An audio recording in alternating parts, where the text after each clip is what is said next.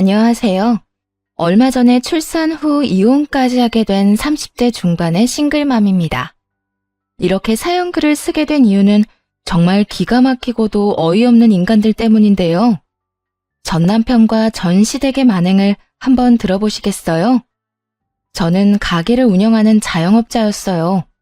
어릴 때부터 공부에는 그다지 소질이 없었고 그 탓에 빠르게 다른 길을 모색했죠. 그러다 깨달은 건 그나마 장사 소질이 있다는 거였는데 참 다행인 일이었어요. 사실 대학도 굳이 나올 생각이 없었는데 그래도 다들 대학은 다니지 않느냐는 부모님 말에 결국 대학을 진학했고 공부와 일을 병행했죠. 그렇게 자리를 잡아갈 때쯤 지금의 남편을 만났어요. 남편은 평범한 회사원이었지만 집이 좀 유명했어요. 동네에서 유명한 고깃집 아들이었거든요. 그 집은 장사가 잘 되는 걸로 유명했죠. 남편과 사귀고 결혼까지 하게 됐을 때 시모는 저를 무척이나 마음에 들어 했어요. 그래서 항상 칭찬 어린 말들을 많이 해줬죠. 아유, 어쩜 애가 요즘 애들 같지 않고 이렇게 착해? 어른 생각하는 마음도 깊고 네가 우리 집 며느리라서 너무 좋단다. 앞으로도 내가 친딸처럼 여기며 잘해줄게. 시모의 말에 항상 고마웠죠. 친정 부모님 집에서 함께 만날 때도 시모의 얼굴은 싱글벙글이었어요. 고급 주택에 딱 봐도 비싸 보이는 집에 살고 있으니 아마 부자라고 생각한 모양이에요. 그게 이유인지는 몰라도 친정집에서 시모를 한번 대접한 뒤로 더욱 예뻐라 하더군요. 우리 며느리예요. 마음씨도 곱고 애가 참 바르게 컸어요. 우리 아들이 아가씨를 참 잘 만났죠. 지인이나 친척분들에게 소개할 때도 칭찬 일색이더라고요. 하지만 시모와 함께하는 시간이 길어지면서 시모의 그런 말이 무엇을 의미하는지 점점 제대로 느낄 수 있었어요. 시모는 저를 좋아하는 것이 아니라 제가 줄지도 모를 돈을 좋아하는 거였다는 걸요. 하지만 이걸 깨달았을 때는 이미 결혼한 이후였고 시모도 처음에는 그리 과한 요구를 하지 않았으니 그저 이해하려고 노력했네요. 하지만 시모가 돈을 밝히는 정도는 생각보다 대단했어요. 저와 남편이 버는 돈은 비슷했는데 그 당시 친정으로부터 용돈을 따로 받고 있었거든요. 유일한 외동딸인데다가 부모님 두 분 모두 저에 대한 걱정이 많으셔서 이렇게 다 크고 결혼한 뒤에도 용돈을 따로 주시더라고요. 그 사실을 안 시모가 굉장히 좋아하더군요. 물론 처음에는 시모의 마음을 얻고 싶으니 선물을 종종 준비하긴 했어요. 어느 정도 값이 나가는 걸로요. 그런데 그걸 계속 바랄 줄은 미처 몰랐던 거죠. 알게 된 건 결혼 후 두 번째 명절부터 그런 시모의 바람이 눈에 띄게 드러나서였고요. 너 요즘 너무 돈 아끼는 거 아니니? 아니, 시댁에 오면서 왜 그딴 물건들만 갖고 오는 거니? 넌 내가 그런 싸구려 물건을 좋아할 줄 알고 가지고 온 거야? 시모가 큰 가게를 하고 있어서 돈을 잘 번다는 건 익히 알고 있었지만 그렇게나 비싼 걸 밝히는지는 그때 처음으로 알게 됐네요. 언제는 돈도 돈이지만 애가 바르게 커서 좋다더니 결혼하고 나니 돈돈거리더라고요. 뻔뻔하게 자기네들 집안 사정은 생각지도 않고 계속 꼽을 주지 뭐예요. 넌 집에 돈도 많은 애가 이 정도도 못 해와? 어머님, 어떤 걸 원하시는데요? 나는 얼마 전에 새로 나온 그 명품 브랜드 지갑이 좋아. 이딴 거 싹 다 치우고 그거 가져와. 그럼 내가 받아줄게. 가격도 가격이지만 이미 산 선물들을 쓸모없게 만드는 시모를 보며 이를 갈았죠. 저희 부부 돈을 마치 제 돈처럼 여기는 시모에게 한 방 먹여주고 싶은 기분이었어요. 알겠어요, 어머님. 원하는 대로 그거 사드릴게요.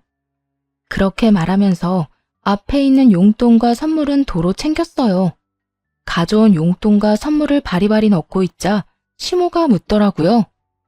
너 지금 뭐 하니? 그건 왜 다시 넣어? 어머님, 그 지갑만 있으면 이거 다 필요 없으시다면서요.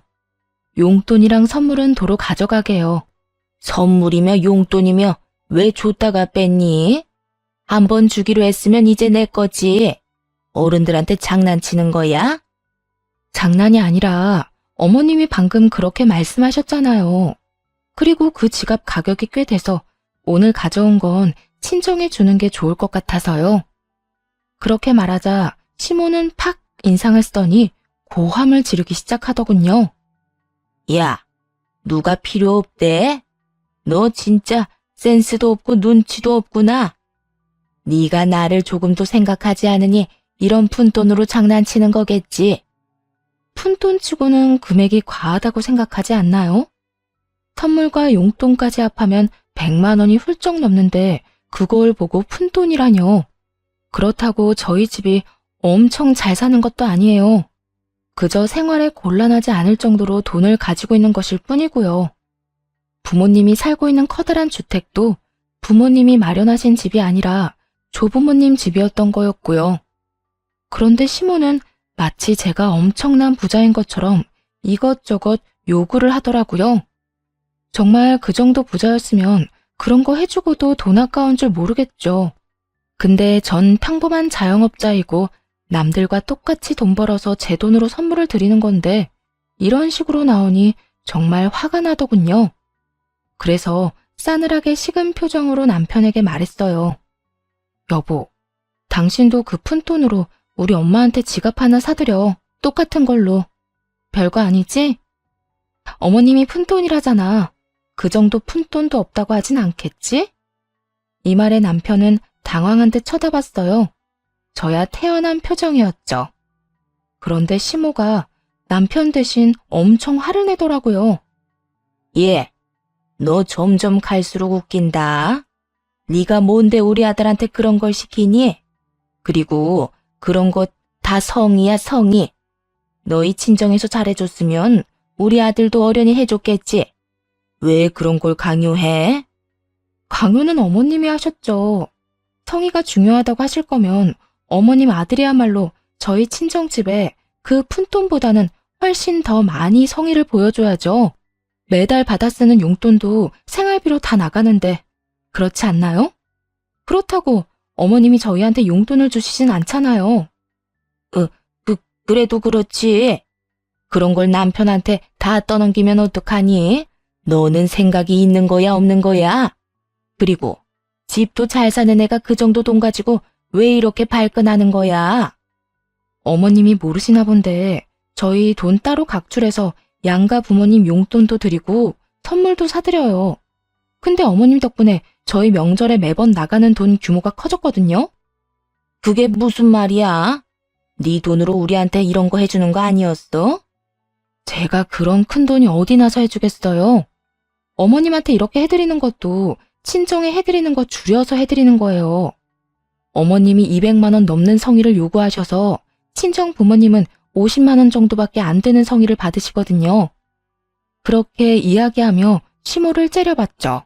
좋게 보고 싶어도 도무지 안 되더라고요. 이야기를 할수록 더 열받는 건 남편 놈이 지 엄마 말릴 생각은 안 하고 그저 태평하게 구경이나 하고 있다는 것이었어요. 그러다 남편에게 친정엄마에게 명품 지갑을 사주라고 하니 그제서야 당황해서 허둥대는 꼴이란 그저 웃기더라고요. 이게 성의를 보이는 용돈이 맞나요? 매달 100만 원씩 용돈 주시는 친정에는 50만 원 주고 마는데 어머님은 아무것도 안 해주시면서 200만 원 넘게 받아가시잖아요. 그래놓고 원하는 선물을 지정하시기까지. 그렇게 이야기하자 시모가 입을 꾹 다물더군요. 하긴 분리할 땐 묵비권이 최고 아니겠어요? 근데 어떡하나요? 지 아들놈은 당장 발등에 불이 떨어졌는데 여보, 나 진짜 더 이상 낼 돈 없어. 어떻게 이번에도 당신이 좀 해주면 안 될까? 그리고 장모님 비싸고 이런 거 별로 안 좋아하시잖아. 그런데 굳이 꼭 해드려야 돼? 이런 상황에서도 제게 떠넘기려는 듯 남편놈이 울상을 지으며 불쌍한 척을 하더군요. 그래서 냉정하게 말해줬죠. 안 좋아한다고 싫어하는 건 아니지. 비싸고 좋은 거 누가 싫어해? 우리 엄마도 비싼 거 좋아해. 다만 벌어서 저축해야 될 시기에 그런 식으로 우리가 돈 쓰는 거 별로 반기질 않아서 그러시는 거지. 다 우리 생각해서 용돈도 주시는 거고. 그러면 항상 했던 것처럼 하면 되잖아. 아니면 이 선물들 장모님한테 갖다 드리면. 근데 당신도 정말 염치 없다. 당신 부모님은 원하는 브랜드까지 골라서 명품 지갑 사달라고 당당하게 요구하는데 어떻게 우리 집에는 50만 원으로 퉁치자고 말할 수가 있어? 한두 번도 아니고. 내가 언제 퉁치자고 했어? 그냥 장모님이 그런 거 안 좋아하시니까 안 하는 게 낫지 않냐고 물어보는 거지. 그럼 당신 어떡할래? 둘 중에 하나 골라. 친정이랑 시댁 규모를 맞출 거면 어머님 걸 줄이는 게 나을까? 아니면 친정에 주는 걸 늘리는 게 나을까? 양가 똑같이 하게 되면 너도 그만큼 더 내야 돼. 지금도 내가 더 내고 있잖아. 왜 그렇게 빡빡하게 물어? 이때까지 잘했잖아. 그냥 그렇게 하면 되지. 그렇게 할 수 없도록 어머님이 말씀하시잖아. 여태껏 뭐 들었어? 이해가 안 돼? 아니면 내가 여기까지 이 사태를 끌고 왔다고 말하고 싶은 거야? 아니지. 너희 어머님이 갑자기 명품 요구해서 여기까지 온 거잖아. 저를 탓하려는 듯 입을 삐죽이는 남편놈을 보고 열이 받아서 시모를 뚫어져라 쳐다보며 말했죠. 아들은 그 푼돈이 없어서 아끼려고 이렇게 아등바등인데 어머님은 며느리 돈이라는 생각에 참 쉽게 쓰셨나 보네요. 앞으로도 그렇게 요구하세요. 더 큰 걸 요구할수록 저도 남편에게 더 많이 돈 내라고 요구할 테니까요. 그 이야기에 시모가 입술을 꽉 물더군요. 분리할 때마다 나오는 버릇인가 보죠. 그걸 보니 체증이 좀 내려가는 기분이었어요. 솔직히 이쯤 되면 그만하라고 말할 줄 알았거든요. 아니면 패배 선언이라도 할 줄 알았는데 시모는 전혀 가타부타 말이 없더라고요. 머릿속에서 이리저리 저울질하는 모양이었죠. 그래서 시모가 선택하기 쉽도록 남편에게 칼자루를 쥐어주기로 했어요. 어머님이 당신 힘든 건 생각도 안 하시나 봐. 그럼 앞으로는 당신도 돈 더 내야겠네. 일단 200만 원부터 내봐. 명품 지갑 사러 가야지. 그 말까지 듣고서야 남편 놈도 움직이더군요. 엄마, 우리 결혼한 지 얼마 안 됐고 지금 돈 모아야 할 때거든? 이런 비싼 거 요구하는 거 좀 자제해줬으면 좋겠어. 나도 돈 별로 없고. 솔직히 장모님은 이런 거 안 바라셔. 그분은 그런 거 없어도 교양 있어 보인다고. 엄마는 아무리 비싼 걸로 꾸며봐야 어차피 고깃집 아줌마잖아. 야, 너 말 다 했어? 그 고깃집으로 너 대기업 보냈어. 이게 어디서 지금 엄마 무시하는 말을 해? 그러니까 좀 작작 좀 하시라고요. 아니, 적당히 좀 해야지. 이게 뭐야? 아들 대기업 보냈다고 가죽까지 벗겨먹어서 명품으로 휘두르고 다닐 작정이에요? 적나라하고도 필터 없이 솔직한 남편놈의 말에 시모의 얼굴은 벌겋게 달아올랐고 그제야 됐다며 다 치우라고 하더군요. 됐어. 다 치워. 너희들이 주는 거 내가 앞으로 받나 봐라. 여보, 됐어. 이제 명절에 우리 집엔 안 해도 되니까 돈 적게 내도 되지? 분위기라고는 요만큼도 읽을 줄 모르는 남편놈이 해실해실 웃으며 이야기하는데 저도 모르게 박수치며 웃을 뻔했지 뭐예요? 역시 상대방을 조용히 만들려면 약점을 건드려야 직격타인 것 같더라고요. 눈치는 더럽게 없고 별 생각도 없는 남편놈 덕에 그 뒤로 시모의 돈 요구는 확실히 줄었어요. 그렇지만 순환이 이대로 끝난 건 아니었어요. 오히려 한층 더 어둡고 짜증나는 식으로 진행됐죠. 시모와 그 사건이 있은 후에 임신했다는 사실을 알게 됐거든요. 빨리 시부모에게 이야기하고 싶었지만 얼마 전 그리 좋은 분위기가 아니었다 보니 바로 오픈하지 못했죠. 친정에는 이 좋은 소식을 먼저 전해드렸고요. 엄마, 나 이제 곧 엄마 돼. 우리 애기 이제 8주야. 뭐? 정말? 잘 됐다. 이렇게 빨리 애가 생기다니. 엄마가 너무 느긋하게 생각하고 있었나 보네. 조리는 친정에서 할 거지? 엄마 힘들게 어떻게 그래. 자주 애기 데리고 갈 테니까 조리는 조리원에서 할게요. 너무 서운해하지 말고. 다 엄마 생각해서 하는 말이야. 내 맘 알죠? 친정엄마는 몸이 많이 약한 분이세요. 만성적인 무릎 통증이며 혈액순환 장애로 고생하시는데 그런 어머니에게 산후조리라는 힘든 일을 시킬 수는 없었죠. 하지만 만약 그때로 돌아가서 고를 수만 있다면 고민 없이 어머니를 택할 거예요. 이런 일들이 벌어질 줄 알았다면요. 이때 친정엄마는 서운해하면서도 축하한다고 인사해줬어요. 그런데 그날 이후로 친정이 부산스러워지더라고요. 이사 준비를 한다고요. 깜짝 놀랐죠. 그 주택에서 부모님이 계속 살 줄 알았거든요. 어디 마음에 안 드는 게 있거나 관리하기 힘들었나 보다 하는 생각을 했죠. 친정엄마가 그 집 관리하기 힘들다고 말한 적이 몇 번 있었으니까요. 차라리 같은 평수라면 아파트로 가고 싶다고요. 저야 주택이 더 좋았지만요. 친정 부모님이 이사 준비에 바쁜 이때부터였을 거예요. 시모가 저를 보는 눈빛이 달라졌다는 게 피부로 느껴지더라고요. 지난 명절에 명품 지갑 사건 이후로 시모가 저를 곱게 보지 않는다는 건 알고 있었지만 더 나아가서 아예 눈빛이 감시하는 것처럼 바뀌었더군요. 시모가 저런 식이니 애를 임신했다고 직접 전하기가 좀 꺼려질 정도였으니까요. 그 소식을 남편에게 말해달라고 부탁했을 정도면 말 다 한 거 아닌가요? 남편은 정말 아무 생각 없이 시댁에 가서 임신 소식을 전하고 왔더라고요. 그런데 그날 이후부터 남편도 뭔가 대면대면하게 변한 것 같은 기분이 들었어요. 이상하다 싶었지만 시모에게 싫은 소리라도 들었나 싶었죠. 그런 일이 한두 번도 아니었고 그 당시 신경 쓸 건 그거 하나뿐만이 아니었거든요. 친정에 임신한 걸 밝히고 한 달쯤 뒤에 친정엄마가 잠깐 보자며 저를 부르는 일이 있었어요. 호텔 레스토랑이었는데 약속 시간 맞춰 나갔죠. 그런데 그 자리에는 부모님 말고도 웬 남자 하나가 있더라고요. 딸, 인사해. 우리 집 리모델링 맡아주실 업체 사장님이셔. 사장님은 생각보다 젊은 분이었어요. 인사를 하고 앉으며 물었죠. 엄마는 엄마네 집 공사하면서 왜 딸을 불렀어? 아, 맛있는 거 사주려고? 아니, 엄마 작은 평수로 이사 가는 곳은 이미 리모델링이 다 된 집이라 조금만 고치면 돼. 이분은 너희 집 고쳐줄 분이시지. 엄마 살던 큰 주택 네가 들어가서 살아 앞으로. 엄마랑 아빠가 주는 출산 선물. 어때? 서프라이즈 다 왔어? 이 아빠가 아무리 생각해도 말이지. 우리 딸이 지낼 집인데 거기서 살 사람 의견도 중요할 것 같아서 부른 거야. 식사하고 나서 두 사람이서 잘 이야기해서 집 예쁘게 고쳐서 써. 알았지?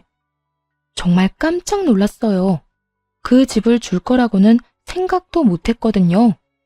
어릴 때 할머니, 할아버지와 함께 3대가 그 집에서 같이 살았던 적도 있어서 꽤 정이 많이 붙은 집이었는데 그걸 선물로 준다니 감동이었죠. 그것 때문에 작은 평수로 이사 간 거야? 그렇게 안 해도 되는데. 그럼 명이라도 아빠랑 나 반반할까? 그것도 좋은 생각이지. 대신 너희 집 팔고 나서 생긴 돈에서 우리가 준 돈은 다시 돌려줘야 하는 거 알지? 계산은 바르게 해야지. 당연하죠. 걱정 마. 그거 팔고 아버지가 그때 지원해준 돈 꼭 다 갚고 들어갈게요. 고마워요, 아빠, 엄마. 너무 행복했어요. 그렇게 행복을 곱씹으며 밥을 먹고 인테리어 직원분이랑 커피숍에서 이야기까지 끝냈죠. 원하는 옵션을 이야기하고 바로 생각이 안 나는 부분은 다음 주에 다시 만나 상의하자고 이야기하고 나왔어요. 그렇게 나오면서 생각했죠. 남편에게는 진짜 서프라이즈를 해주면 좋겠다고요. 그래서 때가 될 때까지 숨기기로 했어요. 그 뒤로도 몇 번 더 그 사장님과 만나서 이야기를 나눴고요. 남편에게는 비밀로 하고 여러 집의 도면을 찾아보고 TV로 집 소개해주는 곳도 보면서 더 좋은 집으로 바꿔보려고 열심히 이것저것 공부했네요. 기분이 참 좋더라고요. 제 집을 꾸미는데 제 의견이 들어간다는 게 생각보다 정말 즐거운 일이었죠. 그런데 그렇게 즐거운 시간을 보내고 있던 어느 날, 시모가 잠깐 시댁으로 오라며 연락을 했어요. 평상시에 잘 부르지 않는데 무슨 일로 부른 걸까 싶어 시댁으로 갔죠. 그런데 시댁 분위기가 착 가라앉은 것이 심상치 않더군요. 남편도 그 자리에 있기에 남편 옆에 가서 앉았어요. 그런데 엉덩이를 대고 앉자마자 시모가 탁자 위로 서류 봉투를 하나 탁 내려놓더군요. 얌전한 고양이 부뚜막에 올라간다더니 너 참 대단하네. 어떻게 시어머니랑 남편 몰래 남자를 만나고 다닐 수가 있어? 당황하기도 하고 뭔 소린가 싶어 봉투를 열어 안에 있는 사진을 확인했죠. 그랬더니 저와 인테리어 업체 사장이 호텔에서 나오는 사진이 찍혀 있더라고요. 순간 뒤통수가 얼얼하더군요. 뒷조사하고 있었다는 것에 배신감을 강하게 느꼈거든요. 뒷장 그 뒷장을 넘길수록 어이가 없었어요. 호텔 사진을 제외하고서는 외도 사진처럼 보이는 건 단 한 장도 없었거든요. 그럴 수밖에요. 항상 서류를 들고 만나서 의견 조율하기 바빴는데 어떻게 그런 사진이 찍힐 수 있겠어요? 긴 말 안 한다. 나는 이런 오점 있는 애를 내 며느리로 인정할 수 없어. 그리고 너 정말 독하더라. 어떻게 너희 친정 망해가는데 나한테, 아니 우리 아들한테 한마디도 안 했니?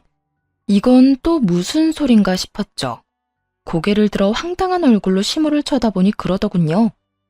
너희 집 망해서 그 집 팔고 작은 평수로 갔다며.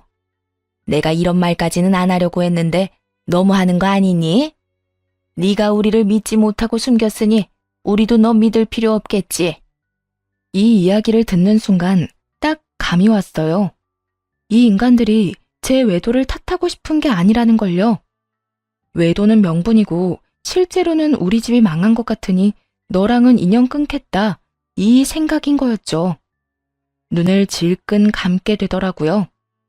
남편과 여태 쌓아올렸던 것들은 다 뭐였지? 우리의 결혼이 이렇게 허무한 거였나?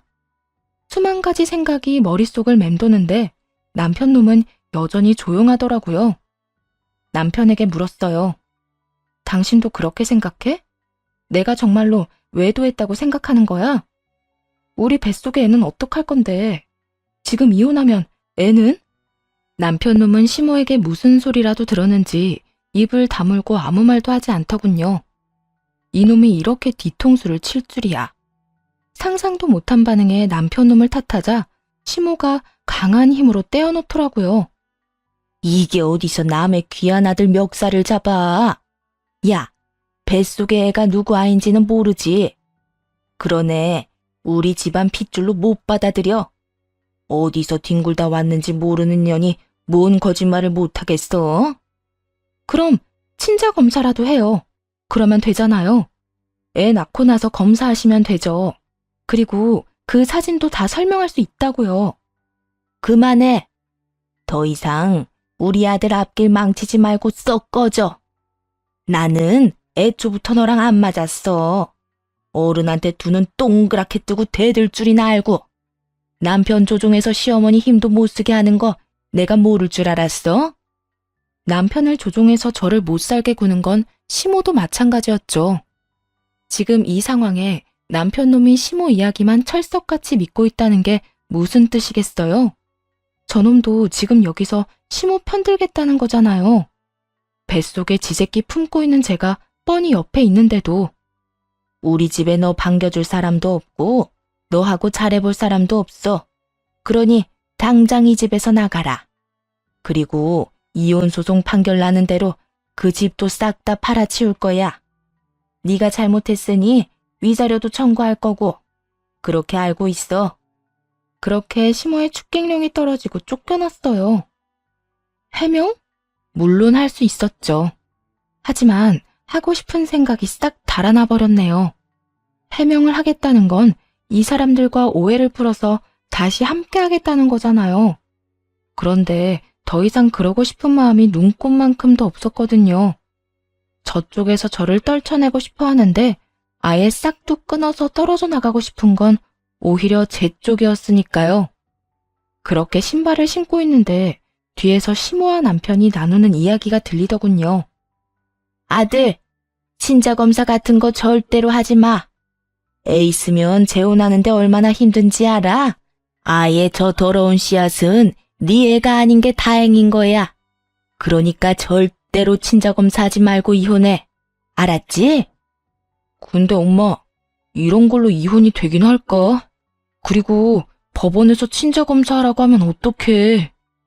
그건 내가 다 알아서 할 테니까 넌 아무 걱정하지 마. 그리고 이거 꼭 기억해. 친모라는 배에 같이 타고 있다가 다 같이 망하는 것만큼 재수 없는 것도 없어. 우리라도 빠져나와야 살 거 아니니? 네 처갓집은 이제 망해서 앞으로 우리한테 손 벌릴 거란다. 나는 그 꼴은 죽어도 못 봐. 아니나 다를까 시모는 우리 집이 망하고 있다고 착각하고 있더군요. 작은 평수로 이사가는 걸 알자마자 지레짐작으로 아들 내외 이혼부터 시키려고 하다니 결혼할 때도 저희 부모님 사시는 집을 보고 결혼시킨 게 분명해 보이는 말이었죠. 왜 친정 부모님이 그 집을 팔기로 했는지에 대해선 이혼 전에는 저 인간들에게 알려줄 생각이 사라지게 하는 말이었고요. 집으로 돌아와서는 남편을 기다렸어요. 마주치고 싶지 않았는지 아주 늦게 오더군요. 잠도 자지 않고 기다리고 있던 저를 본 남편이 한숨을 푹 쉬더군요. 당신 정말로 나랑 헤어질 생각이야? 어머님 없을 때 말해봐. 이거 네 생각도 어머님이랑 똑같아? 뱃속의 아기는 생각 안 해? 아, 이야기 다 끝났는데도 또 꺼내야 되겠어. 솔직히 먼저 수상한 행동한 건 당신이 맞잖아. 너 그 말도 안 되는 외도 사진 믿는 거야? 내가 그 사람하고 팔짱을 꼈어? 뭘 했어? 앉아서 이야기만 나눴을 뿐이잖아. 그러니까 왜 호텔까지 갔었냐고. 뭐 더 이상 이야기하고 싶지도 않고 난 그냥 네가 좀 편하게 이혼해줬으면 좋겠는데. 너 진짜 나중에 후회하지 말고 지금 잘 생각해. 정말 이혼할 거야? 너랑 나랑 결혼한 지 이제 막 3년이야. 뱃속에 아기도 있고. 그런데 이 웃기지도 않은 사진 한 장 때문에 이혼한다고? 너 그것 때문에 이혼하자는 거 아니잖아.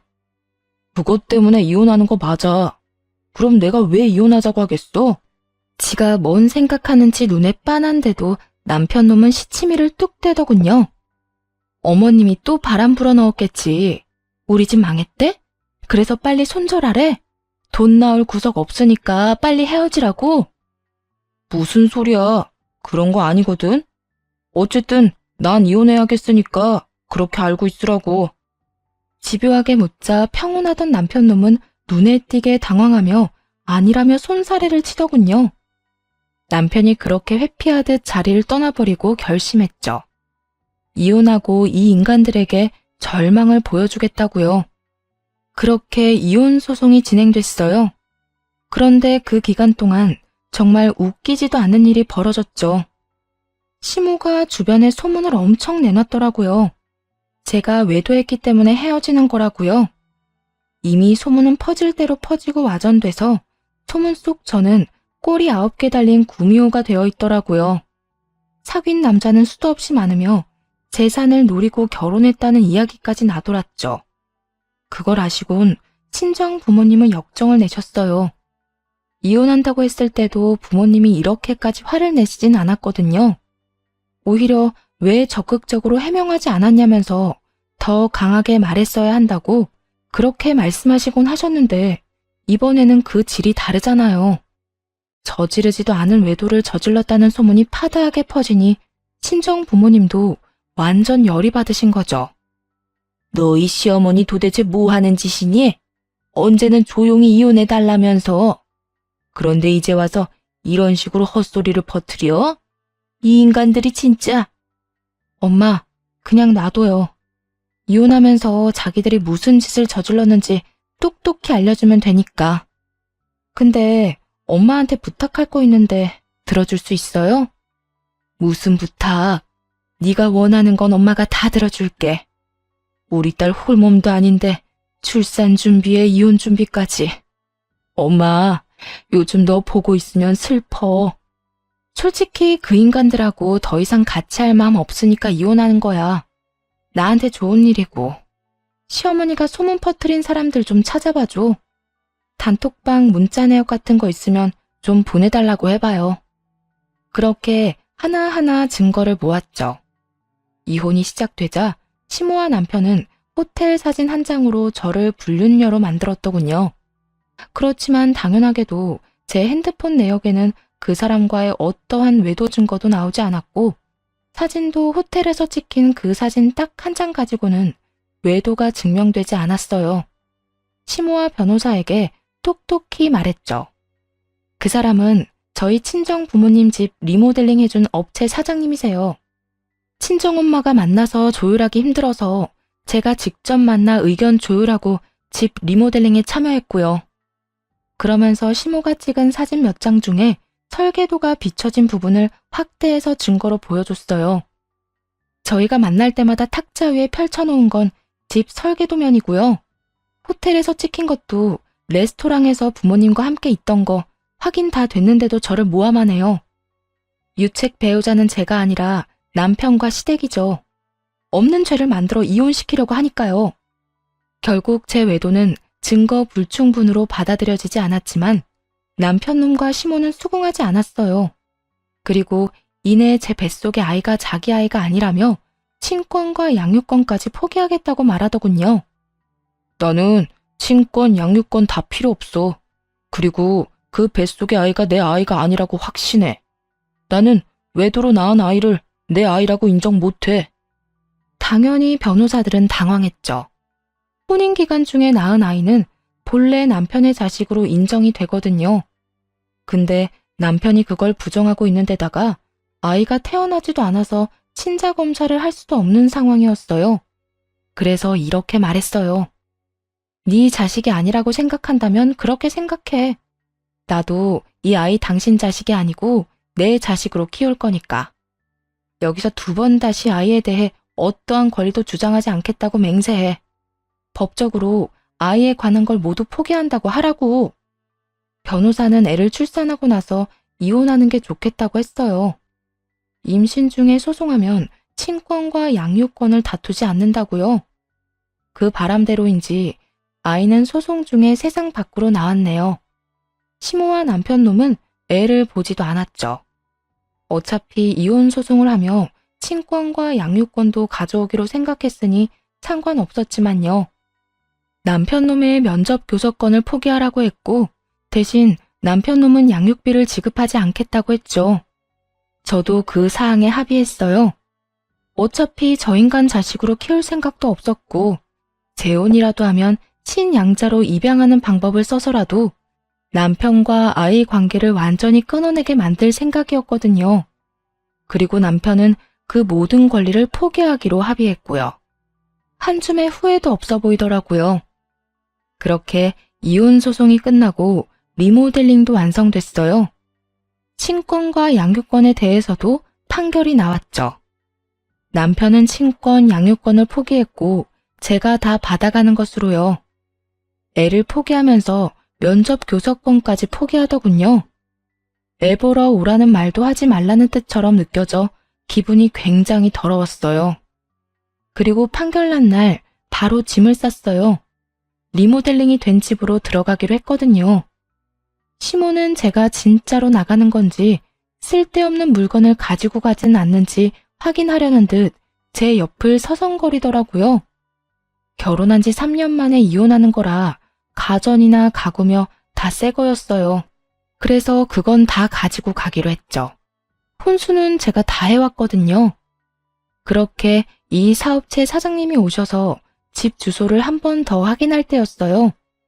시모가 옆에서 그 집 주소를 듣고 있다가 의아한 듯 그러더군요. 그 집 너희 친정엄마 집 아니었니? 근데 왜 네가 그 집으로 들어가? 거기 팔았던 거 아니야? 그래서 너희 부모님은 작은 평수로 옮겨간 거 아니니? 아닌데요? 저희 부모님이 출산 선물로 리모델링해서 주기로 한 거예요. 출산에 맞춰서 청소까지 끝나서 들어가는 거고요. 이혼했으니 이제 저랑 애랑 둘이서 살겠죠. 뭐? 너희 집 망한 게 아니었어? 넌 그런 걸 왜 말 안 했어? 그럼 그 집 명의가 설마 네 거야? 네, 아버지랑 공동 명의로 할까 고민 중이에요. 아쉽네요. 거기서 새 식구 알콩달콩하게 살 줄 알았더니 둘이서 살게 됐네요. 같이 살 사람이라도 빨리 구해봐야겠어요. 그렇게 말하고 있는데 시모가 부들부들 떨더군요. 남편 놈도 떨떠름한 표정으로 저를 쳐다보고 있었어요. 그 집을 너 혼자 쓴다고? 그럼 내가 왜 그 집까지 해가면서 그럴 리가 없어. 내가 왜 너랑 우리 아들 이혼을 시켰는데? 제 외도 때문 아니었어요? 하긴 그것도 사실이 아니었으니까요. 그냥 이혼시킬 명분이 필요했던 거잖아요. 아, 그 건은 명예훼손으로 소송 들어갈 거니까 그렇게 알고 있으세요. 명예훼손이라니? 우리가 언제 그런 짓을 했다고? 주변 사람들한테 소문 다 내셨다면서요. 제가 외도했다고. 어머님이 단체 톡방에 다 퍼뜨리셨더라고요. 증거, 증인 모두 충분하니 무혐의는 아닐 거예요. 며느리 모함해서 이혼시킨 집인데 그 모함 2번이라고 못할까요? 선자리는 들어오려나 모르겠네요. 재혼 빨리 시키고 싶어 하더니. 이 말에 시모가 바락바락 우기더군요. 그게 왜 명예훼손이야? 나는 사실을 말한 것뿐인데. 이게 다 네가 말을 제대로 안 해서 벌어진 일이잖아. 서프라이즈 생각했거든요. 그리고 말 안 해서 결과적으로는 무척 다행스러웠죠. 당신네들 음험한 속내 알게 돼서 그대로 놔뒀으면 돈 뜯어내려고 안달이 났겠죠. 결국 명예훼손도 진행됐고 시모는 벌금형을 받았어요. 주변 사람들이 다 알게 됐으니 시모는 순식간에 피해자에서 가해자가 됐고요. 시모는 이 동네에서도 꽤 큰 가게를 운영했기에 아는 사람도 많고 단골도 많았는데 이 이야기는 순식간에 소문으로 번졌죠. 그렇게 제가 떠나고 시모와 남편이 몇 번이나 집으로 찾아왔어요. 조리원에서 나온 뒤에도 친정 부모님은 새로 이사간 집이 아니라 제가 들어간 그 집에 머물고 계셨거든요. 남편과 시모는 얼굴에 철판이라도 깔았는지 계속 찾아와 하소연했어요. 내가 오해가 있었어. 내가 다 잘못했으니 우리 손주라도 좀 보게 해주면 안 되겠니? 우리 손주라뇨. 제 아이는 제가 혼자 낳은 제 아이예요. 아주머니 손주가 아닌데요.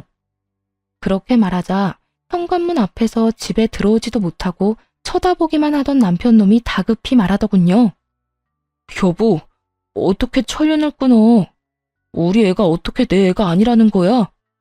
불과 몇 개월 전에 내 뱃속의 애가 네 새끼가 아니라며? 왜 갑자기 내 애가 네 애가 돼? 단체로 정신이라도 나갔어? 면접 교섭권도 포기한 인간이 갑자기 부성애라도 생겼을 리는 없고. 왜? 당신도 이 집이 탐나? 그런 거 아니야, 얘. 우리는 그저 손주만 보고 싶을 뿐이고. 그때 친정어머니가 애를 안방에 재워놓고 나오시면서 말했어요. 누가 손주야? 우리 손주가 왜 그쪽 손주인데? 우리 집 망한 줄 알고 인연 끊으려고 애도 자기 핏줄 아니라더니 왜? 우리가 안 망했으니까 애 이용해서 다시 인연이라도 이어볼 생각이야? 아이고, 사부인. 우리가 그런 생각으로 온 거 절대 아니에요. 사부인은 무슨 사부인? 그렇게 부르지 마.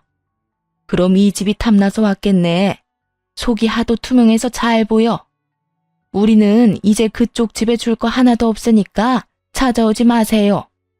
우리는 이혼하면서 그쪽 집안이랑은 상종도 안 하기로 했으니까.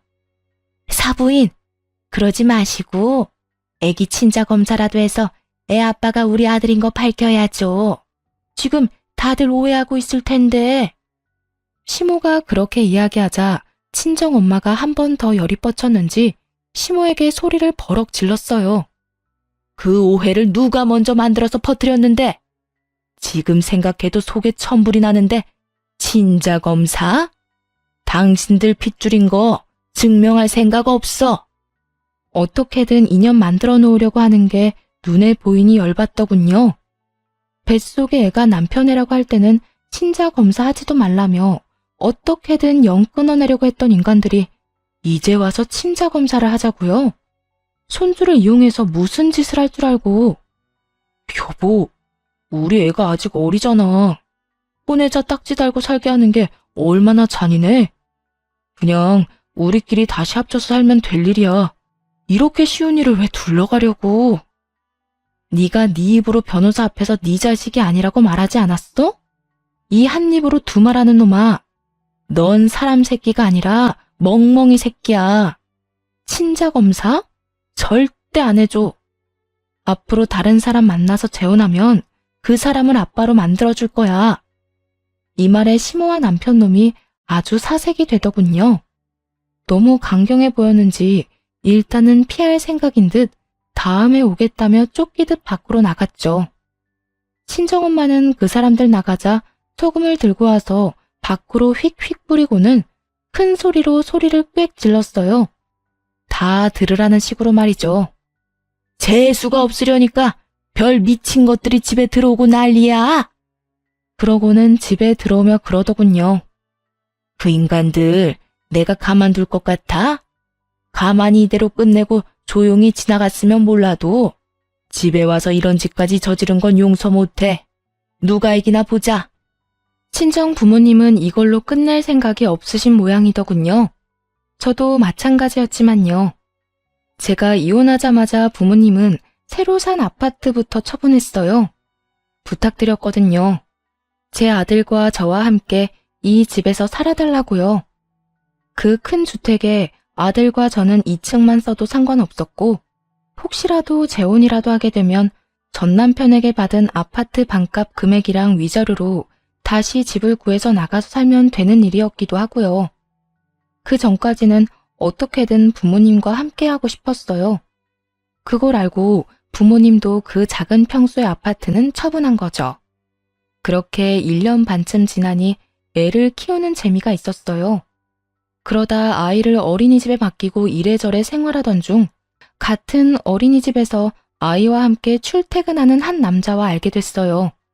제 아이보다 딱 1살 많은 여자아이를 키우는 아버지였는데 출퇴근 시간이 비슷하다 보니 자주 마주치게 됐죠. 그리고 아이들 부모 참여 수업에서 그 사람도 저도 이혼하고 홀로 아이를 키우고 있다는 걸 알게 됐고요.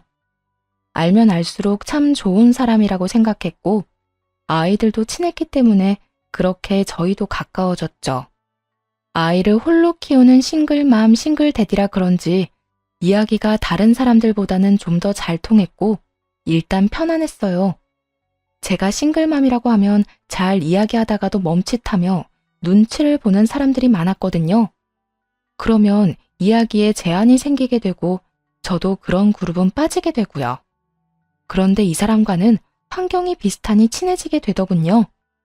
그렇게 깊게 고민하고 생각한 끝에 그 사람과 재혼하게 됐네요. 서로의 사정에 대해 잘 알고 있으니 저도 그 사람도 거릴 것 없었죠. 그렇게 이혼한 지 3년 만에 새로운 사람과 새로운 만남을 하게 됐어요. 친정 부모님은 이 사람을 무척이나 마음에 들어 하셨어요. 싹싹하고 예의 바르고 처갓집에 잘한다고요. 재혼한 남편의 부모님은 일찍 돌아가셔서 시댁이라고 할 만한 것도 없었죠. 결혼 안 한 여동생만 있었거든요. 사실 시부모가 없다는 사실만으로 이렇게나 안심하는 저를 보며 아직도 그 인간들에게서 벗어나지 못했구나 하는 생각도 들었네요. 그리고 친정 부모님은 새로 가게를 하나 차리셨어요. 전 시모가 운영하던 가게 옆에다가요. 그것도 똑같은 고깃집으로 말이죠. 어머니가 생각보다 시모에게 갚고 싶은 게 많았던 모양이었어요. 저는 이제 제 인생을 찾아가고 있었는데 엄마에게는 여전히 현재 진행형이었던 거죠. 어느 날 전 시모와 마주쳤는데 그날은 재혼한 남편과 두 아이를 데리고 친정엄마 가게에 고기를 먹으러 간 날이었어요.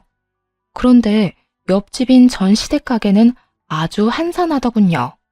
알고 보니 엄마가 가게 열고부터 그쪽 집으로는 사람 발길이 뚝 끊겼대요. 전 시모가 저를 발견하더니 와서 하소연하더군요.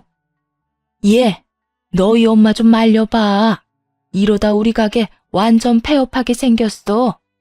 오픈한 건 그렇다 쳐. 그런데 그렇게 공격적으로 할인 행사를 하면, 아니, 도대체 우리는 어떡하라는 거야? 저한테 말씀하셔도 제가 해드릴 수 있는 게 없어요. 가게는 어머니 소관이고 어떤 방침을 쓰던 저랑은 상관없으니까요. 저는 남편이랑 애들하고 그냥 같이 밥 먹으러 온 것뿐이에요. 남편? 너 벌써 재혼을 했단 말이야? 우리 아들은 지금 아무도 못 만나고 이혼남으로 혼자 지내고 있는데? 네, 참 좋은 사람이에요. 누구랑은 다르게 욕심도 없고 무엇보다 시부모님도 안 계시거든요. 제 아들도 자기 아들처럼 살뜰히 잘 보살피고요. 걔는 우리 손주야. 피는 못 속인다고. 그때 친정엄마가 나타나서는 시모에게 소리를 질렀어요. 누가 누구 손주야? 앞으로 그딴 헛소리 짓거리면 고소할 거야. 남의 딸 억울하게 흠집을 내놓고서는 이제 와서 우리 딸한테 뭘 부탁하는 거야? 염치가 있어? 나는 당신네들 망할 때까지 안 끝낼 거야. 친정엄마가 단단히 마음을 먹었더라고요. 그렇게 전 시모를 쫓아내고는 재혼한 남편, 아이들은 친정 부모님과 즐거운 시간을 가졌죠. 밥도 맛있게 먹고 사진도 찍고 즐겁게 놀았네요. 전 시모는 씁쓸한 표정으로 이쪽만 바라보고 있었고요. 하긴 얼마나 아깝겠어요. 이 모든 걸 자기들이 가지고 있을 수 있었을 텐데요. 아니, 그대로 뒀다면 다 자기들 것이었겠죠. 그런데 잘못된 선택으로 결국 스스로를 망하게 만들었으니 결국 전 시모는 몇 주 지나지 않아 가게를 폐업했더라고요. 엄마에게 물어봤어요. 근데 장사도 엄마보다 더 오래 해서 단골 손님도 많을 텐데 왜 폐업까지 하게 됐어? 그 정도로 안 되지 않아 보였는데. 저 가게 지탱해준 게 어디 동네 손님뿐이겠어? 아는 지인들이며 단골들이며 다들 소문을 들었겠지. 장사라는 건 평판이 무엇보다 중요하다. 며느리 잘라내려고 외도했다며 누명 씌운 인간한테 사람들이 찾아갈 리 있어? 아, 그렇게 됐나? 그래. 소문의 주인공 두 사람이 같이 나란히 붙어 있는데 어딜 가겠어? 다 심리적으로 마음이 쓰이는 곳에 가게 돼 있어. 이미 저 인간은 명예훼손으로 벌금형까지 받았으니까 사람들이 은연중에 멀리하고 싶은 거겠지. 지가 다 뿌린 거야. 그렇게 전 시모의 가게는 또 쫓겨나듯 폐업하고 사라졌어요. 돈돈거리면서 친정 이용하다가 망할 것 같으니 바로 발 빼려고 며느리한테 누명까지 씌우던 사람이었으니 결국엔 빠른 손절이 답이었다고 생각해요. 누가 날 이용한다 싶은 생각이 들면 빠르게 벗어나는 것도 방법이에요. 이야기 재미있게 읽어주셨는지 모르겠네요. 모두들